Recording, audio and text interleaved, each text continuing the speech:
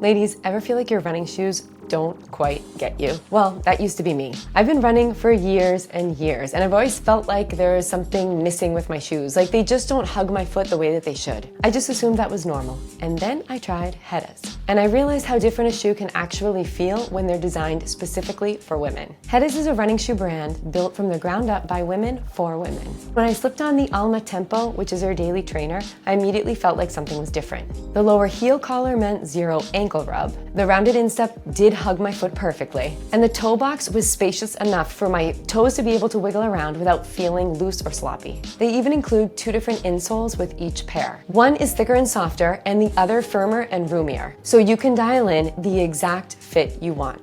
That kind of customization is hard to come by, but it made all the difference for me. Hedis offers 3 models. The Alma Cruise, which is your go-to for recovery runs, the Alma Tempo, built for long daily miles, and the Alma Speed for fast intervals and short speedy races. And all 3 feature their Velo propulsion tech, a P-Bax plate layered between responsive foam for energy return that feels smooth and natural, not stiff and harsh. I've taken the Alma Tempo through tempo runs, strides, easy miles, and they've given me reliable comfort every time. These aren't just great shoes, they're part of a movement to put women's performance needs first. If you're ready to experience the difference yourself, head to hedis.com. That's HETTAS.com and find a shoe that finally fits.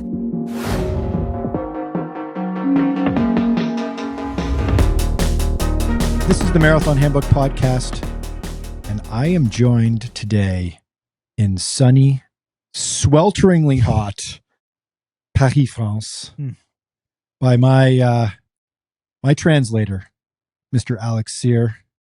How am I doing so far? Pretty well. Good. But can you call me Alexandre just for the week? Ben oui. But of course. Ben oui. You know, here's the trick is that you Ben can oui. speak French by just making a few sounds. Yeah. Bon, just mix those up. Very good. Yeah. And by our multilingual, continental, professional cyclist and news editor, Jesse Carveth, all the way from the Italian Alps. Yeah. Jesse, you drove up here to Paris to join us for Nike's Breaking4. And this is our very special live preview podcast. We're sitting coincidentally just about a mile away from the stadium, where in about 25 hours from when we're recording this, Faith Kipyegon will attempt to be the first woman in history to break 4 minutes in the mile. So we're going to unpack every little detail. We're going to share with you all the things that we have learned, and we've learned quite a bit. Even in the last few hours, we've learned quite a bit. Yeah. We've been scouting out the situation. We've been to the stadium, and we've got a really good sense of what things are like right now in Paris in terms of conditions. Hot. And what the track looks like, as well as all of the technology and science that's going into this incredible event. But I think before we get into anything else, let's talk a little bit about Faith Kipyegon. She is the protagonist of this quest. Alex, Faith Kipyegon, I guess the simplest way of defining her is The GOAT? the best middle distance runner alive, full stop. Yeah, potentially so. At least arguably. Unarguably, she's the best female miler in the history of the world. She's a 31-year-old athlete from Kenya. She trains with the NN running team, which is also the training team of Eliud Kipchoge and many very decorated Kenyan distance runners and non-Kenyan distance runners. She is a 3-time Olympic champion in the 1,500 meters, or the metric mile, as we call it. She's won in 2012, 2016. She didn't win in 2012. She won in 2016, 2020, and 2024. The last time she did not win is so far back that I can't even remember. She, even more importantly, is the fastest miler in history by 5 full seconds, which is huge. Her personal best in the mile is 4:07, and the second fastest woman has run 4:12. 4:07 it's 4:07.64 is her world record, which she set in 2023 in Monaco. She is familiar with running in Paris. I think, Jesse, they selected Paris and they selected late June after kind of scouring the world, Nike's told us. Yeah, so there were quite a few reasons. One of the big ones was the time change, because she's living and training in Kenya. She's flying somewhere to the US.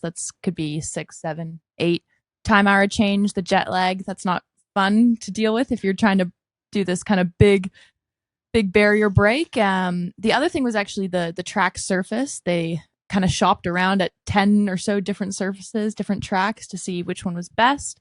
Yeah, like you said, the familiarity of this track. She's raced here before. She's had success here before. That was a big factor. So yeah, she raced. She has confidence. So that'll help her for sure. And then, yeah, the other thing was kind of the weather. They wanted somewhere with no rain, somewhere with moderate heat, which, or I guess not too hot, which we're not experiencing right now, but temps are supposed to come down a bit tomorrow. So hopefully, and no rain. Limited wind, so they wanted it under 12 kilometers per hour. I believe tomorrow will be a bit more. It's supposed to be 15 kilometers per hour. And then Ari, the rain, it's calling for thunderstorms. So we'll see how that plays out. But yeah, temps are also supposed to be 26 at the time of the event, which isn't too bad. It's about 10 degrees warmer than it is right now. So yeah. Yeah, full disclosure, it's over 90 degrees Fahrenheit right now, and it's cooking hot. Yeah, we have Paris the fan going. We're upstairs too in this Airbnb, so this is testing our sweat levels. Exactly. Heat training. I can barely pull off a podcast. I can only imagine what it'd be like running on the track right now. So it's happening Thursday, as we said, in about 25 hours time from recording. So it's happening Thursday night, Paris time.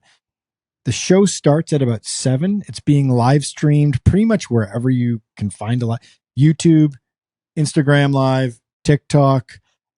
It's also being live streamed on Amazon Prime, which is really cool. And we'll get into that relationship later on in this podcast, as well as we'll also embed the YouTube live stream on our site, and we will be doing a live blog, as well as a lot of other stuff on our social channels from the stadium, which is going to be absolutely amazing.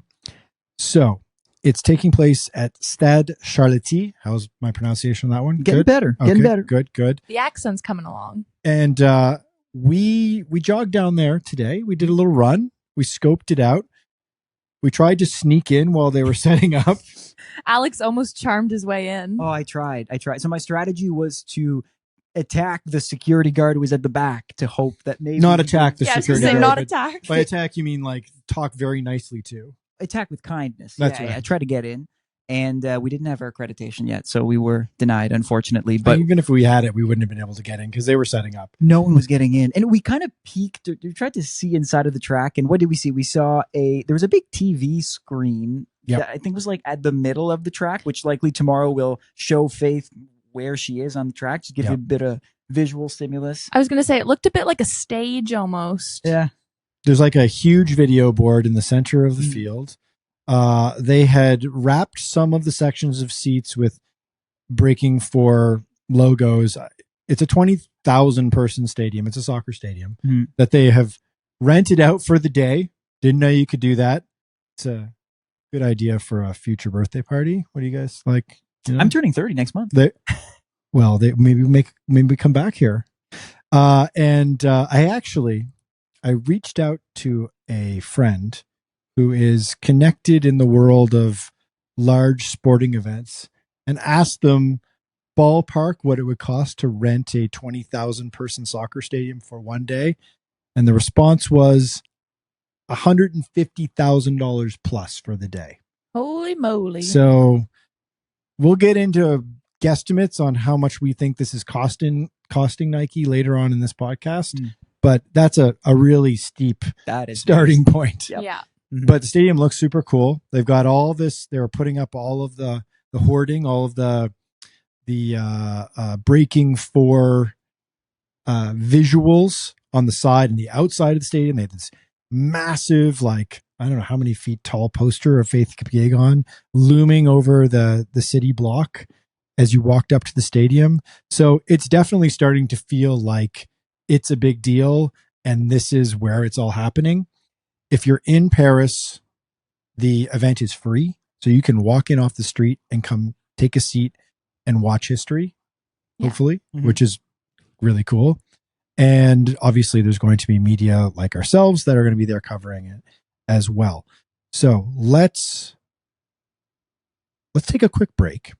And then after we come back, we are going to get into the nitty-gritty of the science behind all of this, because I think where this all began was with this idea that the science had not been maximalized to create the conditions for a woman to run under 4 minutes in the mile. We'll be right back.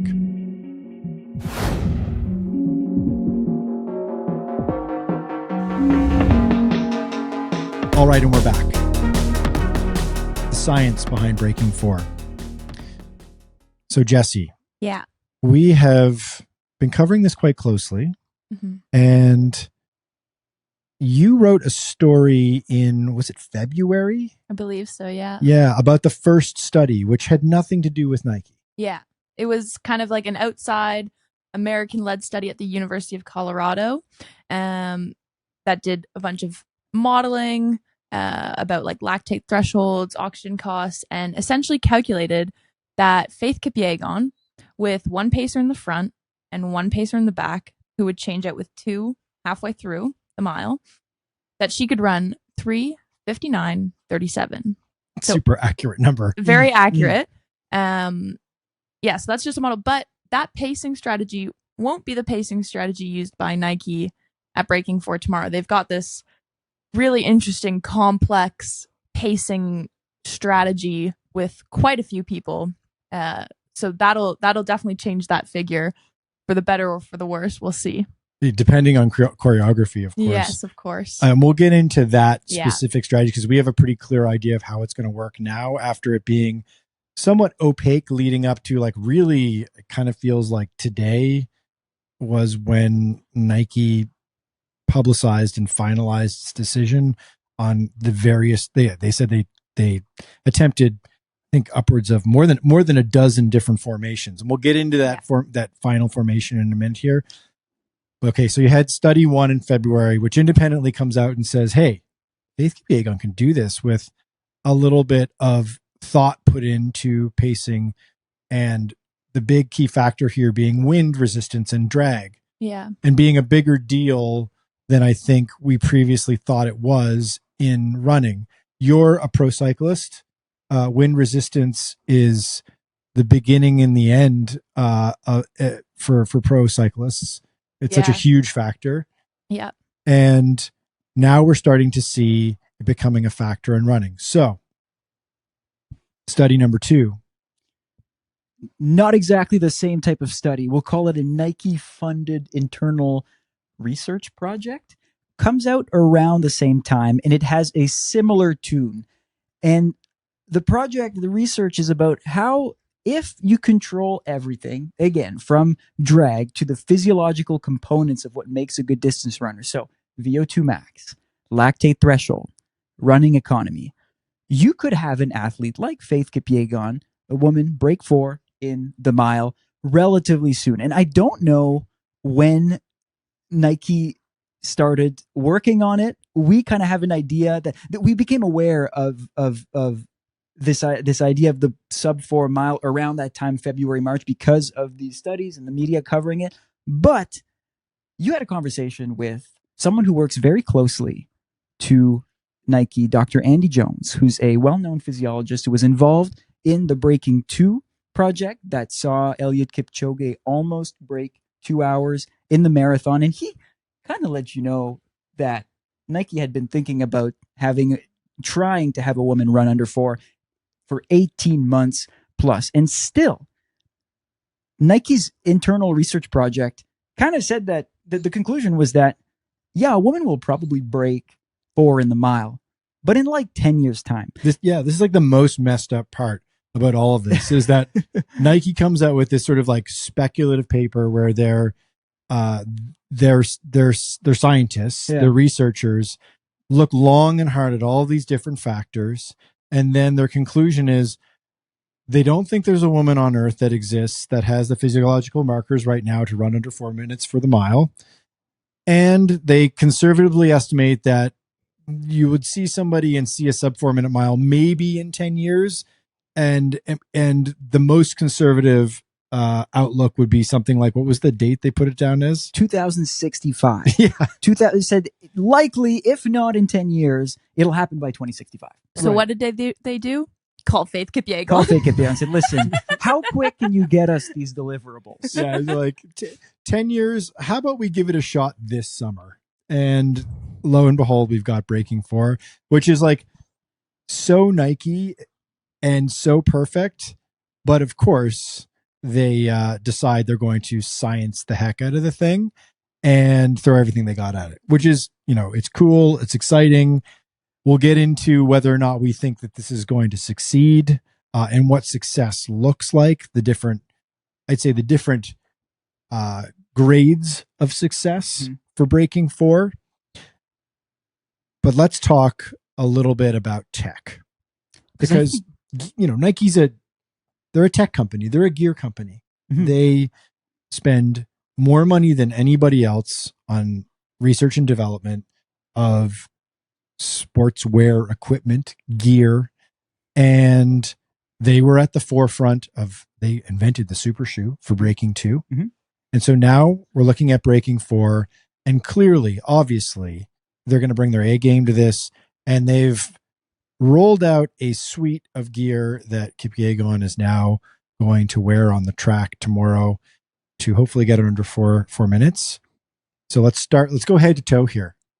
So at the top, she's wearing a headband. I guess we can tie it all together. The headband and the speed suit and the arm sleeves. And calf sleeves.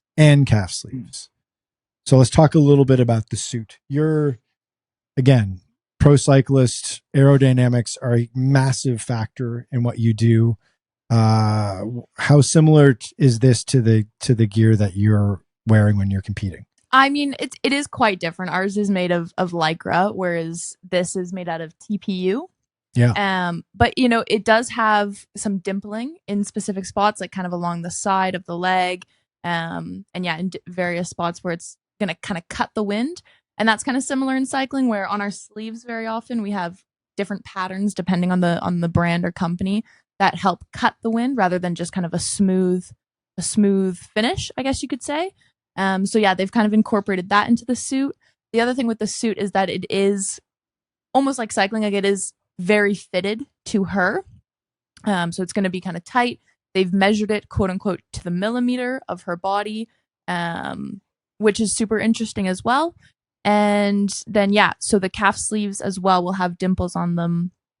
And then, yeah, she's also got some special spikes, Alex. Some special spikes. What's funny is that I remember Breaking 2 in 2017. The shoes were the stars of the show. It was the release of the super shoe, the shoe that's defined running ever since then. It was a massive difference maker, 4% faster.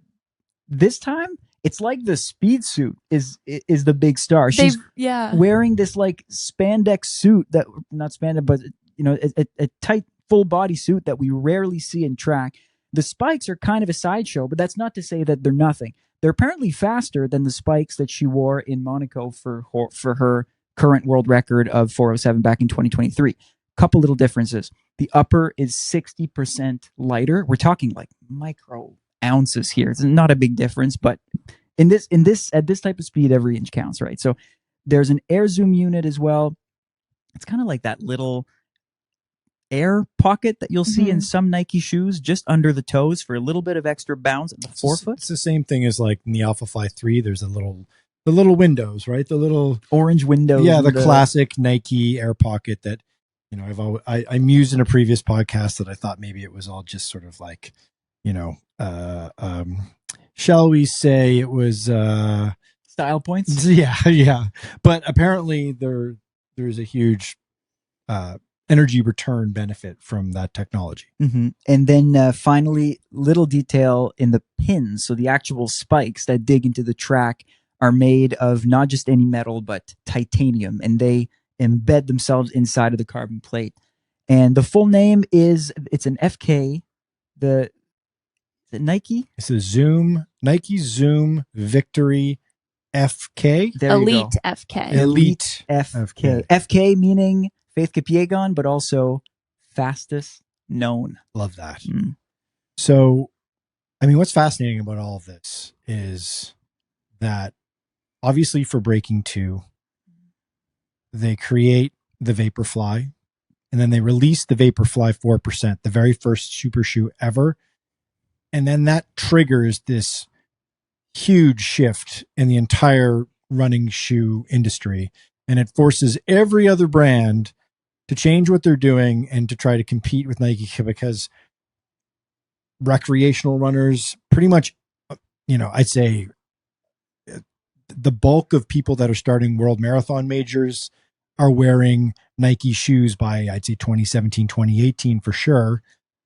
I think this situation obviously a little bit different. Like the spike market is not massive. And so it's a bit of a different approach from a marketing perspective and from a technology perspective. And it's not going to be as game changing in terms of like the footwear, at least, as Breaking4 was. Yeah, like Nike was even clear that this is not a marketing play for their shoes. In fact, these spikes are custom made for Faith Kipyegon.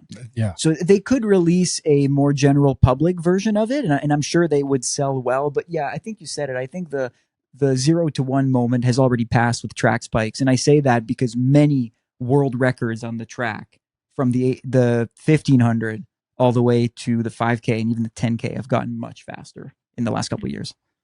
Yeah, and one thing to circle back to the suit. You can't help but to think about the speed suit in swimming that was introduced, I believe, in Australia in the 2000 Olympics, and then was very quickly banned when all the world records started to fall. So I wonder if something like that happens in the next 6 months to a year with Nike athletes and this new technology with the suit. Well, actually, the suit, I believe, is already banned. Oh, wow. Okay. The material, I believe, is already banned. And as well, the shoes are not kind of on World Athletics list. And those are two big reasons, among others, why this cannot be an official world record. That's For right. those that aren't aware, this cannot, even if she breaks the world record or runs sub 4 or whatnot, it won't be official because of the gear, among other reasons. And the pacing tactics. Pacing. Yeah, maybe we should have said that off the top. This is not a legal race whatsoever. No. This is a speed race. It's an experiment. Yeah. Although I will say, and I think that this is this careful balance Nike is always trying to strike with these events, and there was the same went for Breaking4 as well, where they knew that it was a quote unquote test event, so they knew that it wasn't going to account for an official world record, and they're okay with that, but they want to make sure that there are enough parameters in place that for the average onlooker, it has the same sort of fit and feel as a legit, real race of the sort. So, they're not going to put her in a wind tunnel or some sort of like really hermetically controlled and sealed environment and then just have her run with, like crazy a tailwind and ridiculous super duper spikes that no one would ever wear in any other conditions, and no turns on the track or on the in the situation she's running. And they're not going to do that. Well, they were actually initially trying to get it on the road. Yeah. But it was actually when they told that to Kipyegon, she was the one that actually voiced that she would feel more comfortable and confident on a track, because obviously it would be faster on a straight flat of road. For but sure. Yeah, she was the one that kind of voiced that. And also that it feels more true to the mile to do it on the track. So very noble of her, actually. And I like that because it does steer Nike away from it kind of becoming a bit of a circus. Yeah. And it's still going to feel like a traditional track race. And of course, this is all getting compared constantly to the first sub 4 minute mile in history, Roger Bannister's sub 4 minute mile. An iconic moment, really in sports history, that everyone knows, everyone is familiar with the name Roger Bannister.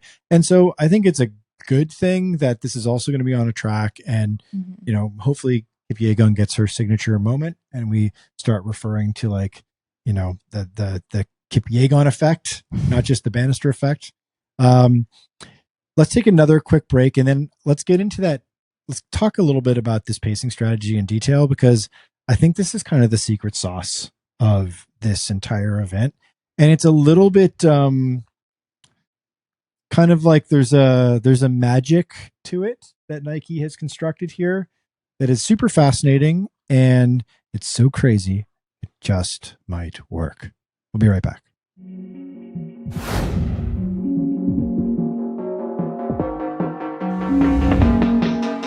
All right, and we're back. Pacing strategy. I think this event lives or dies by its pacing strategy.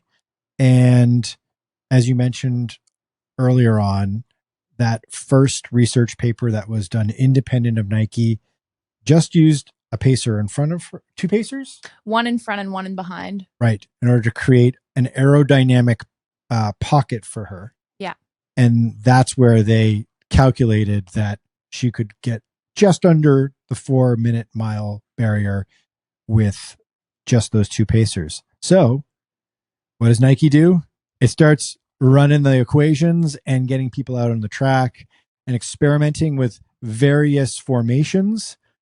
They say they flirted with, I think, well over a dozen formations that they tested out and did some analysis of. And we even got to see in the first part of the docu-series that's being produced, that's available to watch now on Amazon Prime, we got to see one of the earlier iterations of that formation, but it is not actually what they have landed on. We found out today that they have decided to go with an 11-person formation that also involves some athletes dropping out at the halfway mark. Sort of. So they'll have 11 pacers. 2 of them will be female. So essentially they'll have 5 pacers in front to start and 6 in behind. And those 5 in the front, there's going to be kind of hard to explain, but there'll be 2 almost horizontal to each other. And then the other 3 in sort of a diagonal, kind of blocking on that curve. Faith Kipyegon will be running right on the inside, obviously to run the shortest distance of the track. And then the other 6 are going to be kind of a diagonal and then into a straight behind her. So after 800 meters, the 2 females and 1 pacer in the front will drop out, and she'll be left then with 8 pacers.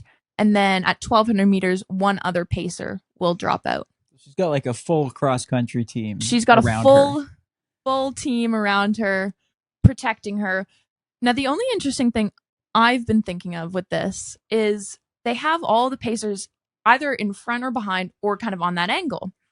But with the wind, that's predicted to be about 15 kilometers per hour, which is a bit more than what Nike wanted. And yes, it's a little bit more, but we're talking everything matters here. Yes. At some point, she's going to be fully exposed to that wind if no one's on her inside. So that's kind of something I thought about and was a bit interesting as to how much of an impact that'll be, because it'll depend on the wind direction in the stadium. Maybe she only has it for a slight kind of corner, but maybe it's a full straightaway she's dealing with that. I wonder if at one point Nike considered having a runner on her inside. Yeah, I was just thinking that. Right? Like, but the problem with that is she does more work. She does more work. Like, it's a longer way to go. So they probably weighed the benefit versus the cost, and maybe they went against it. But what caught my eye, as any good non-physicist would worry about, was that why the heck are there people behind her? I didn't understand that. And I read up on that today, because reducing drag by having someone in front of you, that makes common sense to me. Okay. Behind made no common sense. The reason is, I guess that when you're facing drag and then wind passes you, behind you, it also has a tiny little force pulling you. Yeah, it has like a pull to it, right? Yeah. So actually in cycling, this is a big thing. Everyone always thinks, if you're right on the back, that's the best place to be. You actually want to be in the middle of the pace line, because that's where you get the most benefit. Being on the back, you're actually doing a bit more work. So, yeah. And on your screen here, Jesse, there are just nice, colorful pink and green dots. But these dots to represent the people who will be pacing. But We actually have like a star-studded cast of pacers. We should say we hypothesize. Yeah, we Yeah. don't know for sure. So Faith Kipyegon dropped a fire Instagram post today. 11 frames, a bunch of nice Paris shots. One of them is her cheekily jogging with like 11 of the best distance runners in the world. So I have the list here. I'm just going to read them off. You did a little screenshot of the athletes that were tagged. Yeah, like a nice Instagram creep would do. So you have Olympic champions, you have like American record holders. So Gemma Ricci, Stuart McSwain, Cooper Tier, Grant Fisher, Cahal Doyle, Craig Engels, Elliot Giles, Niels Laros, Stefan Nielsen, Wycliffe Kenyamal, who was featured in the documentary and is a training partner of Faith Kipyegon's and then running team. So that makes total sense. And Georgia Hunter Bell. And so if you don't recognize these names and you Google pretty much any of them, you'll know that they are all very accomplished Nike distance runners. And you can bet that Wycliffe, who was, as you said, in the docuseries and was one of her pacers in the section of the docuseries where they show a rudimentary version of what they ended up landing upon, you can bet he's going to be the one closest to her, right on her right shoulder for the entirety of the mile. Mm-hmm. And we should also mention Elliot Kipchoge's in town. Okay. Oh no. He's not going to be on the track. I don't think he'll be on the track. He's not going to be a pacer, but he'll be supporting, and that's pretty cool. He will definitely be in the stands. I would love to see him hopping in. I mean, look, a 4-minute mile for Mr. Kipchoge is no easy feat. Like he's in the marathon now. He's done it before, obviously, but he's getting there. He's only 57 years old. Yeah, so I thought he was 63. I don't think he's gonna, jump over the stanchion and you're gonna be like, and weighing 123 pounds, Elliot Kipchoge, because he'd steal the show, right? And this is about Faith Kipyegon. It is not about Elliot Kipchoge, right? So, but he is definitely here. We are actually going to visit with the Great One tomorrow morning. We have a shakeout run. We have a little jog scheduled with Mr. Kipchoge. Yeah, we do. And a fireside chat afterwards, so that'll be fun. You could just like rub 2 sticks together right now and they will catch fire. So this should be pretty easy. Yeah. So I got a neat email. Shout out to our colleague Amby Burfoot who forwarded me this. Dr. Roger Cram, one of the authors of the original study that posited that Kipyegon could get under 4 minutes for the mile, the University of Colorado study. He is a professor there, I believe. He says that the drag force is about 2.16% of her body weight. And then he ran a bunch of numbers and was basically like the equivalent of removing that drag force would be about the equivalent of running a downhill at the grade of the first mile of the Boston Marathon. Now, I have run the Boston Marathon, and that downhill is bananas. Everybody's fastest kilometer. Absolutely.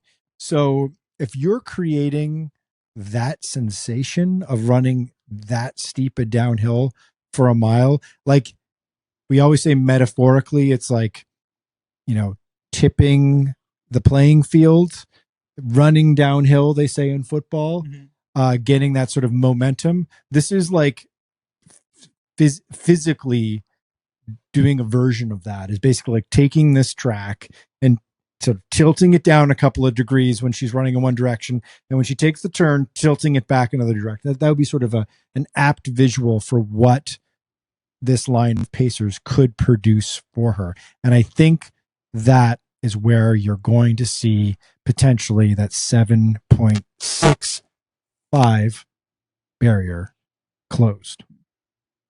All right, let's take a quick break. And then after that, we're going to get into, let's do a little legacy talk. Let's talk about what the future holds for Kipyegon if she breaks the 4-minute barrier, and if she doesn't, and what this all means for Nike as well.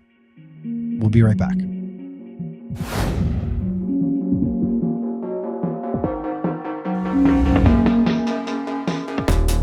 All right, we're back. I'm going to hit you both with a very tough question right off the top, which is, do you think that if she is able to break the 4-minute mile barrier, Faith Kipyegon will ascend to Eliud Kipchoge levels of stardom and icon status? Before we hit record, Jesse looked at me and said, Alex, you go first, which petrifies me because it means she's got a flaming hot take that she's going to dunk on me whenever I finish mine. So here goes nothing. I'll do my best. I think it should. I hope it does. I think it will put Faith Kipyegon on Roger Bannister level. And hey, Bannister broke the 4-minute mile 71 years ago. We still talk about him today.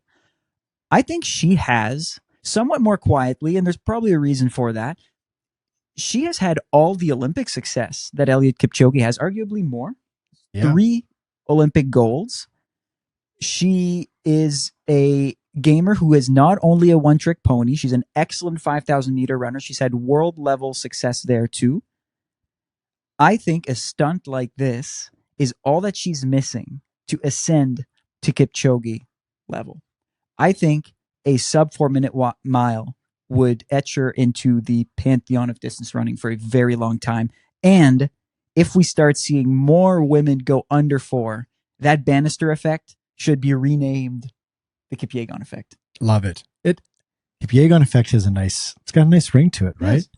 And Bannister is like a synonym for other like objects in the house. So it's called the Kipyegon effect. Jesse. Yeah. Do you think she becomes GOAT status, icon status like the Kipper? No. No. Okay. Okay. Like Alex, I hope she does. I'm not saying I don't want her to, but realistically, I don't think so. I think the main thing is the thing with Kipchoge. A lot more people are aware of the marathon, even outside of running. That's true. Outside of the running world, you're more likely to be able to talk to someone about the marathon and Eliud Kipchoge than say this happens than Faith Kipyegon and the mile. Mm-hmm. And so that's like one of the big things is I just think it's a bit more niche. It has a smaller audience. It'll have a smaller impact. I still think it would be massive. And I really do hope that if we do see this, then we can start to see that Bannister effect, but in Kipyegon form with more women officially breaking 4 in the mile. I do think that's possible, but from a clout and GOAT perspective, I don't think that will become her status to Kipchoge level after this. If that makes sense. I would love to see that. This isn't me not wanting to see that, but I just don't think this is going to have the reach that, for example, Breaking 2 did. Like, if you look back at the videos of Breaking 2, there's people all along the entire course. Including Michael. He's caught in Michael. One of the Kipchoge's famous finishing photo. But for this, we're not even expecting to fill up a 20,000 seat stadium. Which is, of course, people will also be watching around the world who aren't in Paris. But yeah, I just don't think it's going to have the reach because I think the marathon is a more kind of widely known and accepted event in running than the mile. And the thing with the mile also, which I think makes it a bit more niche, is it's just not competed as much as, say, even the 1500, for example. So it's just less known. It's more niche. It's so funny because I heard so many people making these arguments through the lens of gender. Saying it's women and so people won't care as much. And you make a good point. I never thought about it that way. Through the lens of distance. Yeah. Everyone knows about the mile. Everyone can probably tell you that a 4-minute mile is like, that's pretty good. That's fast. But people don't run the mile. Yeah. Like, unless you ran track in high school or college or whatever, you don't do the mile yourself. No. So many people run the marathon. Okay. Yeah. I'm right. So there's that take. point of comparison. Yeah. And also it doesn't hurt that the super shoe was born out of Breaking 2. Yeah. And Kipchoge became the de facto frontman for a whole new category of footwear that, thousands, if not millions of people have now purchased. And that definitely millions of people every year globally run a marathon, whereas obviously very few people beyond elites run regularly on the track. That said, I think going back to 2016, 2017, yes, Kipchoge was a well-known figure in athletics. The stands, the nerds, we knew who Kipchoge was. He had a really good resume going into Breaking2, but Breaking2 obviously, sent the guy to the moon, right? Mm-hmm. Like, it became this event that permeated into the mainstream. The New York Times wrote about it, CNN reported on him, and so on and so forth. The documentary that was built around Breaking2 was done by National Geographic, and that was well seen as well. And really, it was like the icon that we know of as Kipchoge today was built at Breaking2. So I would argue that it's unclear if that's going to happen or not with Kipyegon. We're going to find out over the next couple of weeks and months, but there's a real possibility that this catches on. I think it doesn't hurt that there is an Amazon Prime docuseries being constructed around this event. And that's not nothing. That's significant, because that means that there's going to be an opportunity for potentially millions of people to wander into this weird world of track and field and discover Faith Kipyegon and be wrapped by this compelling storyline. The most famous weirdo event in running is the Barkley Marathons. Why am I bringing up the Barkley Marathons talking about Faith Kipyegon in a sub 4-minute mile?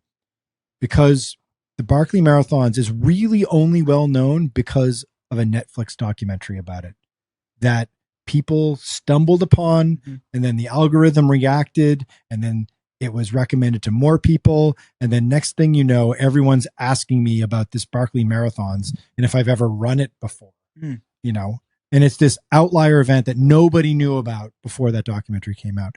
So the starting point for Faith Kipyegon is much higher. She was one of the big superstars in Paris last year. And then if she's able to crack 4 minutes in the mile, I don't know. I think Nike starts marketing the hell out of her. I think she finds herself at like conferences and forums. I think that she becomes obviously like a global celebrity in running.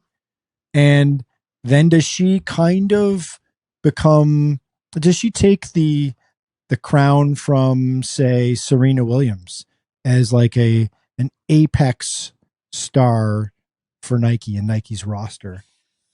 Ooh, okay. That's a big question. I think different personality than Serena Williams, of course. Very different personality. She seems a lot more affable, and you just used a fancy word for nice. Why can't we have two crowns?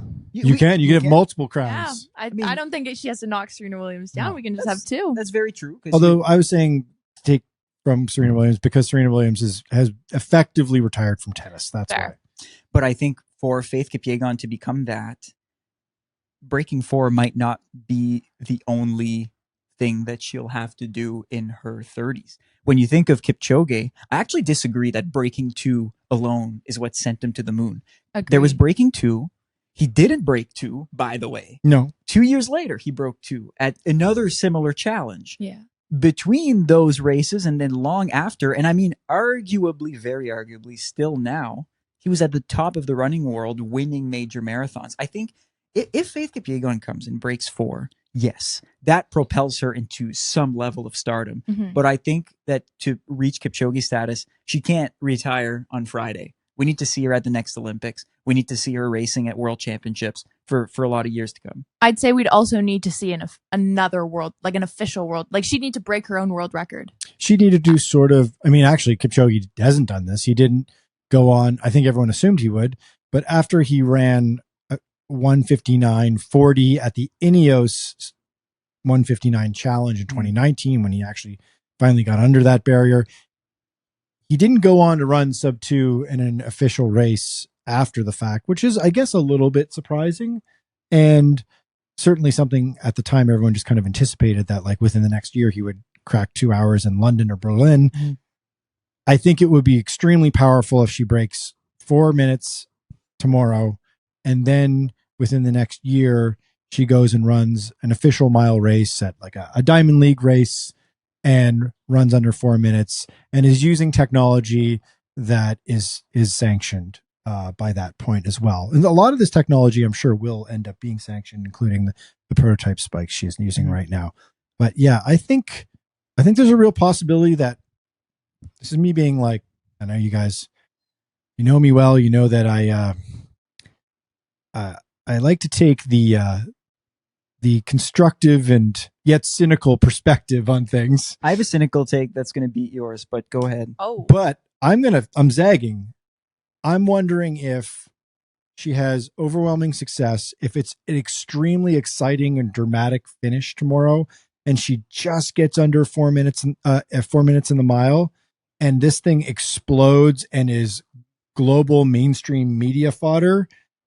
If she doesn't sort of become a little bit of a Caitlin Clark-like figure, the WNBA superstar who has basically single-handedly lifted up women's basketball and has propelled the WNBA in particular into a whole new level, and is evolving that sport really, really quickly. Mm-hmm.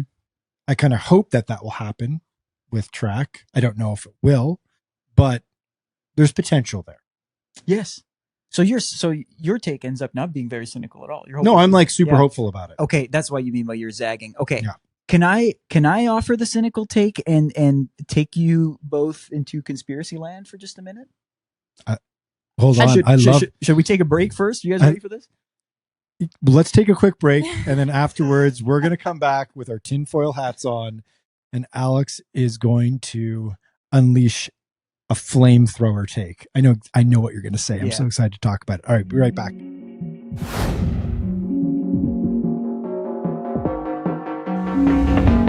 All right, we're back. We have our tinfoil hats on. Got my hoodie up. Got my Unabomber look going.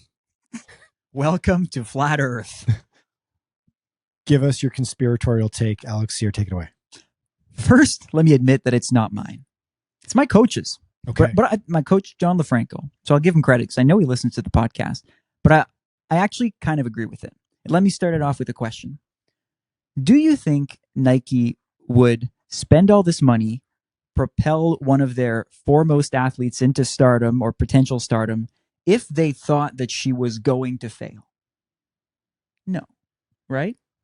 The answer, good God, guys, the answer is no. No, absolutely not. When I was thinking about it, I was going to say no, Alex. Okay. Yeah, no, it's, I mean, given the fact that they concluded that there was no one on earth that was going to be able to do this, and that it would be at least 10 years, if not 40 years before there's someone who is capable of running under 4 minutes for a mile. And then they turned to Faith Kipyegon and they're like, do you want to try it now?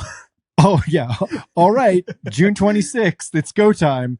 My assumption is they know something. Thank you. That's what I think. They know something. And this, we should have talked about this a little bit before, but this 10 years into the future thing was without all of this drag tech. And so I think that what Nike's trying to do is to implement some tech to accelerate the process. I think they know something. And what I think they know is that she can do it. Two components to this. How would they know that Faith Kipyegon can probably, or maybe surely, break 4 in the mile? Maybe they've made her run one. She already has broken 4 in the mile.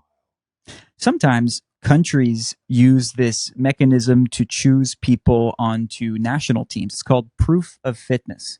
Yes. If you can run this X time, or if you can finish in the top 3 of this race, that satisfies your condition to make our national team. This happens sometimes. Maybe there was a proof of fitness for this. Maybe there was something like, hey, if you can come to our lab in March 2025, I have no idea. I'm just again, conspiracy corner, right? Come to our lab in March, run a mile. If you can go faster than 4:03, we're in business. We're in business and we're launching this. I think that they know something. And here's my cynical take.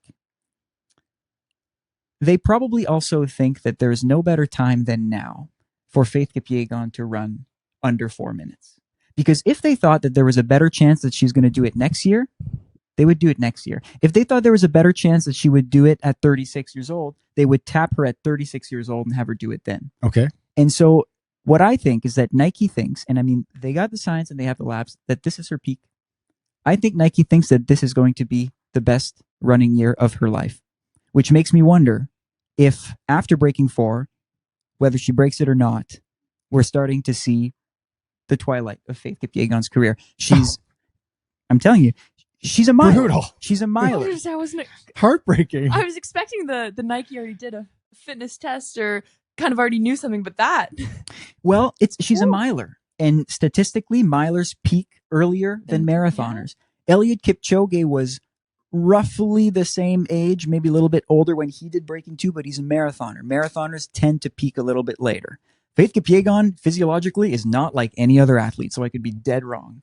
But I have a feeling that the reason that Nike is doing this in 2025 and not in 2030 is because they think that Faith Kipyegon's best chance at Breaking4 in the mile is tomorrow. So Conspiracy Alex believes that history has already been made, and it was made in secret in front of a handful of scientists and shoe designers and apparel designers in Beaverton, Oregon, in an indoor track with force plates underneath it, owned by Nike.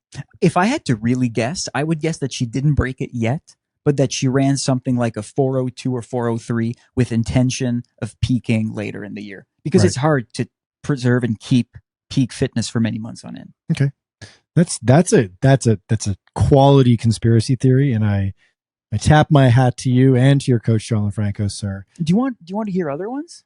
I have this one about lizards. Oh, the lizard people. The lizard people. Okay. Yeah. Okay, let's pivot from that. Next tough question. They live in Antarctica. Next tough question is, okay, the Bannister effect. The oft referred to idea that once one person does a thing that was previously thought impossible, it creates this floodgates opening scenario where all these other people start doing the thing because they're like, hey, that person did it, so why can't I? And they take the bigger risk, and then they achieve the goal. We saw that with Roger Bannister when he ran sub 4 for the first time. Several athletes did so in short order afterwards. Mm.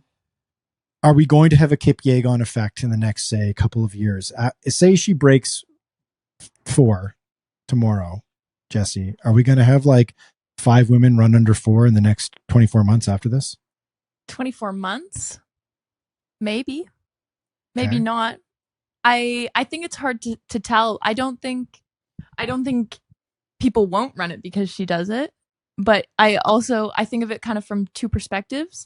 The first is there's nothing wrong with having that belief and then taking that bigger risk, and that will get us closer. But also, like, from a physiological standpoint, why didn't we have that when Kipchoge ran sub 2? No one's run sub 2 yet. Great point. Yep. So I think you can think of it kind of from two perspectives. Like, mentally, it could give a lot of people that boost, that belief, and maybe we'll see the record fall more. That doesn't mean we'll see it go sub 4, but we could. But also, yeah, we didn't see that effect with Kipchoge, for example, when he ran sub 2. So what's to say that we'll see it with another woman? And arguably, the gap to fill is just greater. Like, let's remember, exclude Faith Kipyegon from the equation. Yeah. The fastest woman in the world has run 4:12. Yeah. We're still very far. I fully agree with you. Yeah. I think it's going to create an effect. Yeah. Right? Women are going to start running 4:11, 4:10, 4:09, 4:08. But yeah, we're still a while away from, like, okay, you just pulled up the fastest women in history here, Michael. And Sifan Hassan is number 2, and she's sitting at 4:12. And then there are 4:12, 4:15, 4:16, 4:17, 4:18, and 4:20 is sort of rounding out your top athletes in history. And another issue is that the mile is not run very often. I was about to say, that was a point that we brought up earlier. Like, the mile is just not competed. Like, I'm looking at the dates here, and other than Kipyegon's world record, like Sifan Hassan's 4:12.33 was set in 2019, and then 1996, 1989, none after 2000. Right. The mile is just not competed enough for us to see that effect, I think. But will there be a hunger to see the mile? And will we start to see miles pop up at major track events around the world in the next couple of years. And maybe that's part of the Kipyegon effect, is that it becomes a sought after distance.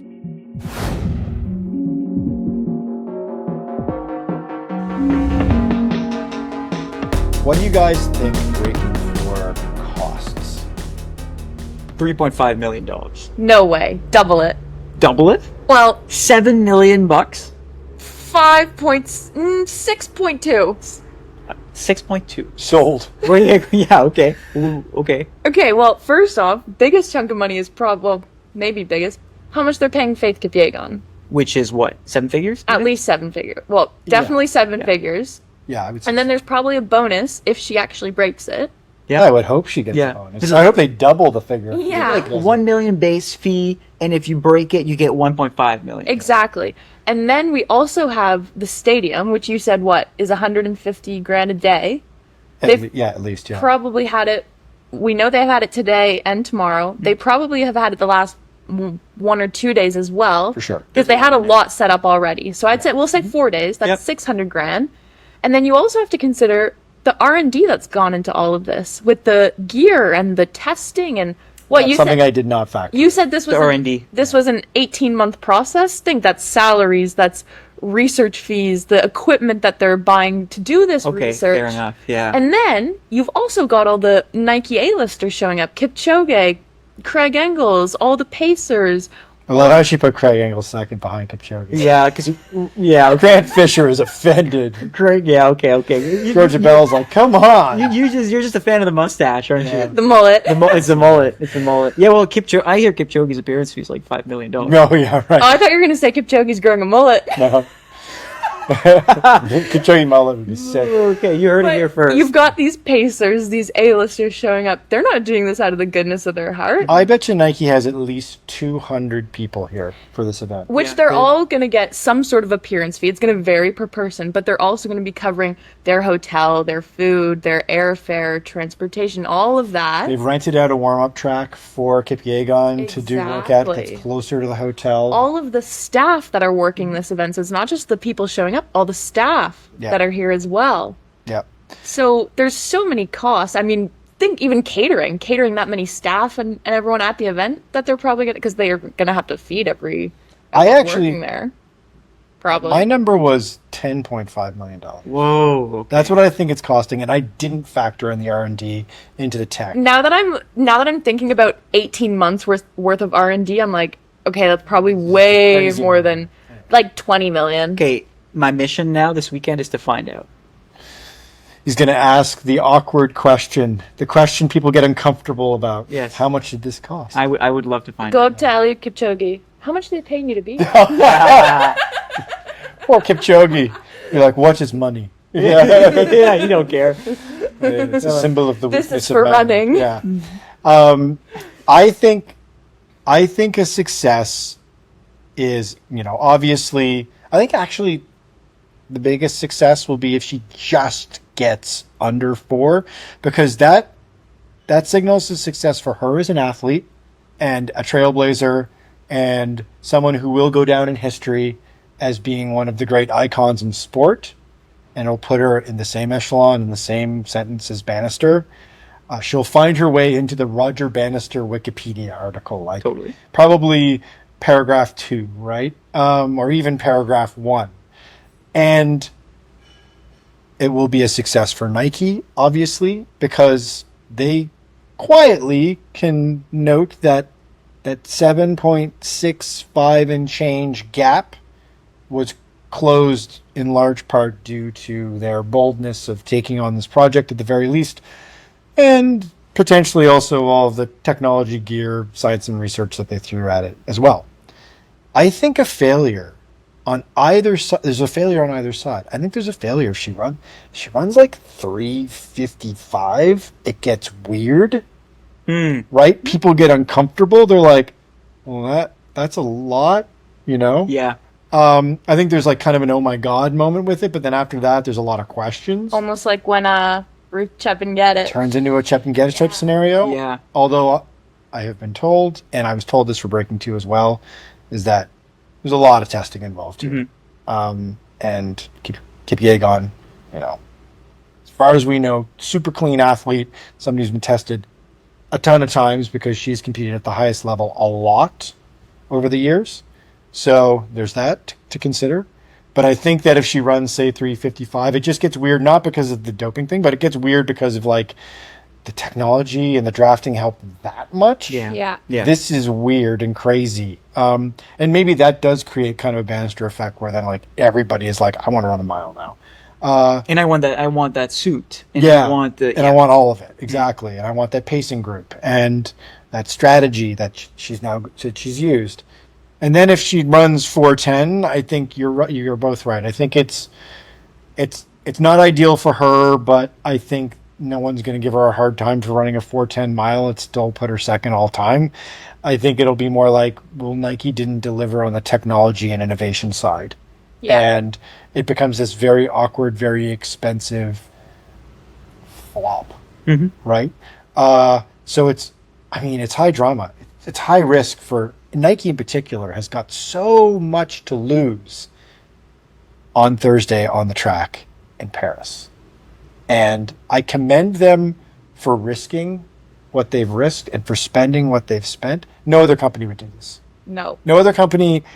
I can't think of another company, period, that would do this. The only other companies that are like do crazy stuff like this are like Ineos, SpaceX, and like kind of weirdo outliers and weirdo outlier companies. Not running first companies, exactly. So kudos to Nike for taking this on for sure. Okay, prediction time before we close things out. We know your prediction. What's the number again? Mine 4:02:03. The downer here, 4:02 is still, I think, a success, but like I said, I think it leaves room for opportunity. But that's not why I picked the number. But I don't think it's a bad one either. Why'd you pick the number? My main factor that I think of is the weather. Yeah. Because it's crazy. I mean, right now it's really hot. It's going to cool down a bit tomorrow. It's going to be 26, but the humidity is going to be 51, and there's a potential for rain and thunderstorms. Now, don't get me wrong, like, that's not bad. 26 isn't bad, but it's also not ideal. And when you're putting this much, like, when you're investing this much into everything being perfect, I think you should have maybe thought about maybe being in a covered stadium or a more controlled environment versus maybe the sports bra she's wearing, for example. Or I think that's just also something that they should have considered, because weather plays such a big factor in performance, and especially when you're trying to make this big jump, that's going to be a really big factor. So for me, that's the number one thing that I think of, and that's why I said 4:02:03. Tomorrow we'll see the best pacing strategy ever known to the track, the best gear ever worn by a miler. So much hype. But they need to cover 3%. They need to chop 3% off of the world record. Breaking4 needed to cut 2%. That's a big difference. And they didn't achieve it. This is too much of a jump.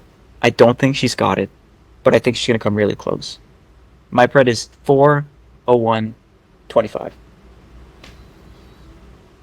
I can't believe I am the only optimist. Yeah, this is weird. Here. Yeah. This is weird. How the tables have turned. Yeah. Zigzag. I think that this audacious quest by Nike and Faith Kipyegon will be rewarded with one of the most dramatic finishes we will ever see in a track event. And ironically, it will be but one woman, and it will not be a battle between athletes. It will be a battle of Kipyegon versus milliseconds in the final home stretch, Breaking4, and she will literally more or less dive, leap, throw herself across the finish line. 3:59:87 will be her finishing time. Don't know why I picked 87, but I have, because it's going to be awfully close, but it's going to be undeniable when she does it. And it's going to take our breath away. It's going to be a huge watershed moment, and it's going to capture the minds and the hearts of everyone. So, Michael, ever the pessimist, Today, you got faith. Oh, and on that, we will leave you until we do our live coverage. Be sure to follow us on Instagram, on YouTube. Check out our website, marathonhandbook.com, because we're going to be doing live updates. We're going to embed the live stream. We will start our coverage pretty much as soon as we show up at the track tomorrow, late afternoon. So keep an eye out for that. We'll be doing a live blog. We'll be posting reels and shorts on Instagram and stuff on YouTube as well. And we will be giving you as many updates as we possibly can and give you a perspective that I don't think anyone else will be doing, like a real behind the scenes look at what it's like to be at the stadium and at this historic race. And then we'll be doing all kinds of coverage after the fact as well. And I think we're also going to be kicking around Friday and checking out some of the innovation, some of the tech and the gear behind Breaking4. Nike is good enough to give us a tour of all of that stuff. So keep an eye out for that as well. So make sure you follow us on Instagram, subscribe to our YouTube channel as well. And of course, soon as the race is done, regardless of what happens, we will be grabbing the pod gear wherever we are, plugging it in, finding a strong Wi-Fi signal, and we'll do an instant reaction podcast, maybe even straight live streaming to YouTube. That's the hope. At the very least, we'll make sure we push it out ASAP as soon as the event is done, and we will break down every component of it.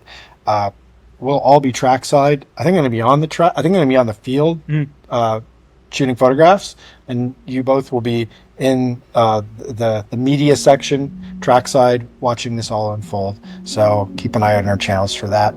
And I guess we might be talking to you next on the other side of history. Hopefully so. See you there. See ya.